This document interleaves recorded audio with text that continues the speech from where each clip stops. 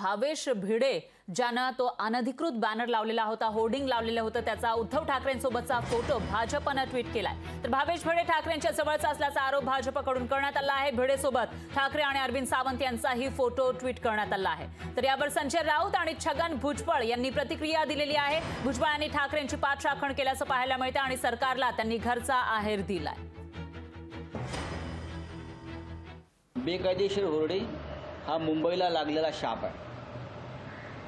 गेल्या 2.5-3 वर्षापासून मुंबईमध्ये कोणाचंही राज्य नाही, ना शिवसेनेचं ना कोणाचं। भारतीय जनता पक्ष, शिंदे गट हे प्रशासनाच्या माध्यमातून राज्य करत आहे। त्याच्यामुळे कालच्या अपघाताला आणि मृत्यूला हेच जबाबदार। आता आहे की सरकार आमचं आहे, महानगरपालिका सुद्धा जे आहे आमचीच आहे सध्या, म्हणजे सरकारच्या। उद्धव ठाकरेचा काय संबंध, ऐकून घ्या हो।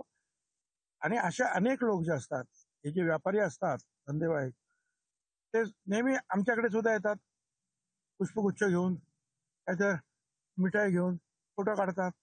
माझ्याकडे तर कोणी पण येते फोटो काढतात, मी नाही म्हणू शकत नाही। कोण आहे, काय आहे, आपला कार्यकर्ता आहे की नाही हे सुद्धा कधी कधी लक्षात येत नाही।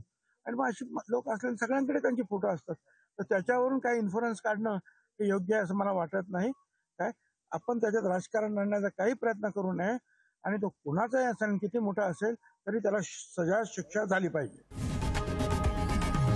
लोकशाही मराठी ऐका, पहा, जागरूक रहा।